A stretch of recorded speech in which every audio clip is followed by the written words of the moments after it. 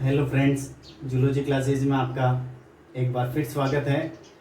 आज हम पढ़ने जा रहे हैं जंतु विज्ञान की एक बेसिक नॉलेज, या आप कह सकते हैं जूलॉजी का एक बेसिक्स टॉपिक। हम बात कर रहे हैं टाइप ऑफ सेल्स की। टाइप ऑफ सेल्स या कोशिकाओं के प्रकार की। प्रकृति में लिविंग ऑर्गेनिज्म में कितने प्रकार की सेल्स पाई जाती है, इनके बारे में हम आज ब्रीफली इंट्रोडक्शन करेंगे। हम बात करते हैं टाइप ऑफ सेल्स की। तो सेल्स क्या होती है आपको पता होना चाहिए। सेल्स या कोशिका, कोशिका जंतुओं की शरीर की क्रियात्मक और संरचनात्मक इकाई है, जिसे आप सेल कहते हैं। सेल की बात करें हम तो सामान्यतः लिविंग ऑर्गेनिजम्स में 3 प्रकार की सेल्स देखने को मिलती है, जिनमें प्रोकैरियोटिक सेल्स, जिसे असीम केंद्र की कोशिकाएं कहते हैं, मीजोकैरियोटिक सेल और यूकैरियोटिक सेल, जिसे ससीम केंद्र की कोशिकाएं कहते हैं। तो प्रकृति में मुख्यतः प्रोकैरियोटिक और यूकैरियोटिक सेल्स देखने को मिलती है, लेकिन इन दोनों के मध्यवर्ती कोशिकाओं का एक प्रकार मीजोकैरियोटिक सेल्स कहलाता है। तो आज हम इनके बारे में छोटी सी डिस्कस करेंगे। बात कर रहे हैं प्रोकैरियोटिक सेल्स की। कौन सी ऐसी सेल्स होती है जो प्रोकैरियोटिक होती है? प्रोकैरियोटिक सेल्स को अगर हम डिवाइड करें प्रोकैरियोटिक वर्ड को, तो ये 2 शब्दों में डिवाइड होता है। प्रो मीन्स होता है प्रिमिटिव, और कैरियोटिक मीन्स होता है न्यूक्लियस। अर्थात ऐसी सेल्स जिनमें आदिम केंद्रक उपस्थित होता है वो प्रोकैरियोटिक सेल्स या असीम केंद्र की कोशिकाओं में सम्मिलित किए जाते हैं। बात करते हैं इनके कुछ जनरल कैरेक्टर्स की। तो झिल्ली युक्त सुसंगठित केंद्रक का अभाव। प्रोकैरियोटिक सेल्स में झिल्ली युक्त सुसंगठित केंद्रक का अभाव होता है, अर्थात वेल न्यूक्लियस या ऑर्गेनाइज्ड न्यूक्लियस का अभाव होता है। ऐसा केंद्रक केंद्रकाय या जीनोफोर या आद्य केंद्र कहलाता है। क्यों? क्योंकि इसमें केंद्रक झिल्ली युक्त नहीं होता है, सुसंगठित नहीं होता है, अर्थात वेल डेवलप्ड नहीं होता है, और सामान्यतः अनुपस्थित भी होता है।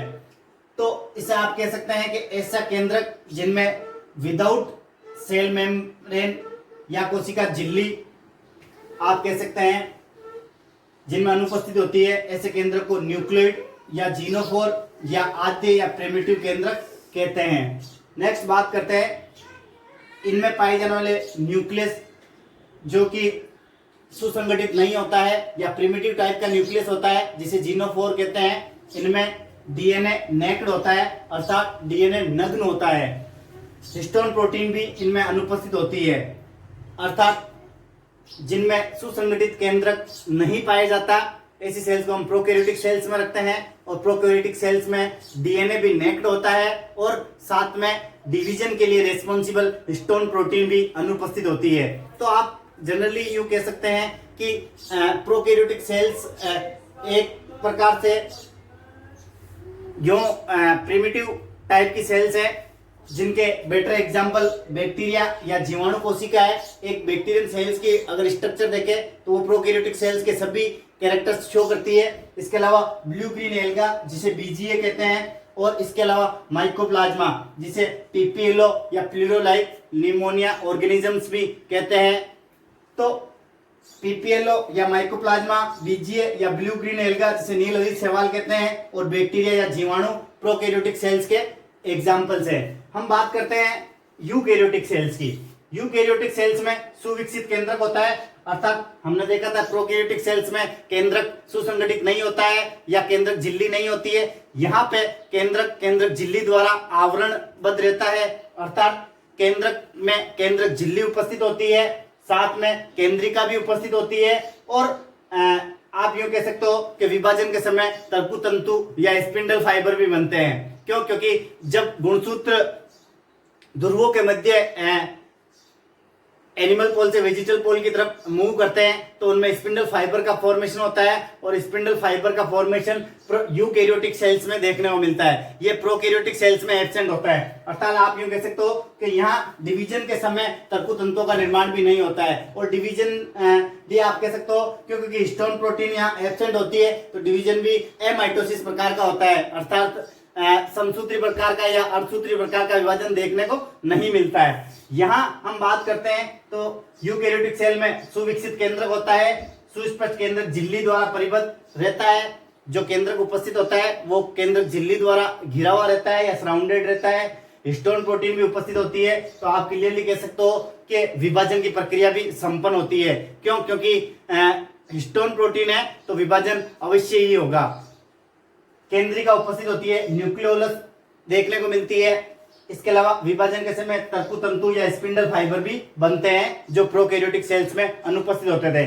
एग्जांपल्स की बात करें तो यूकैरियोटिक सेल्स में सभी उच्च पादप व जंतु कोशिकाओं को हम सम्मिलित करते हैं, अर्थात हायर प्लांट और एनिमल सेल्स को हम यूकैरियोटिक सेल्स के में इंक्लूड करते हैं। अब बात करते हैं इन दोनों के मध्यवर्ती कोशिका जिसे मीजोकैरियोटिक सेल्स कहते हैं। मीजोकैरियोटिक सेल्स की बात करें तो ये प्रोकैरियोटिक व यूकैरियोटिक के बीच की कोशिकाएं हैं, अर्थात ये असीम केंद्र की और ससीम केंद्र की दोनों प्रकार की कोशिकाओं के मध्यवर्ती गुण रखती है या लक्षण रखती है। अतः इन्हें यूकैरियोटिक और प्रोकैरियोटिक के बीच की सेल्स कहा जाता है।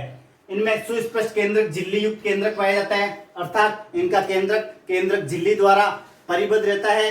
अतः आप यूं कह सकते हो कि ये इसका एक यूकैरियोटिक लक्षण है या यूकैरियोटिक फिनोमिना है।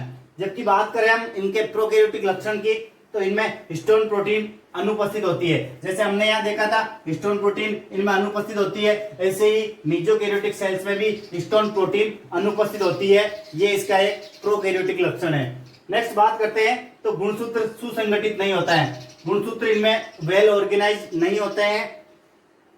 इसके अगर एग्जाम्पल की बात करें तो एल्गी या शैवालों का एक क्लास है या वर्ग है जिसे हम डायनोफाइसी कहते हैं। तो डायनोफाइसी शैवालों का एक वर्ग है जिसमें इस प्रकार की सेल्स देखने को मिलती है। तो ये था जंतु विज्ञान का एक basic topic, type of sales.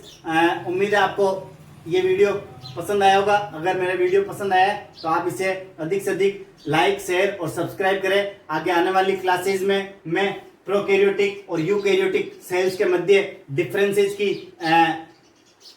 एक कंपैरेटिव स्टडी हम करेंगे और प्रोकैरियोटिक और यूकैरियोटिक सेल्स का डिटेल से हम स्टडी करेंगे। धन्यवाद।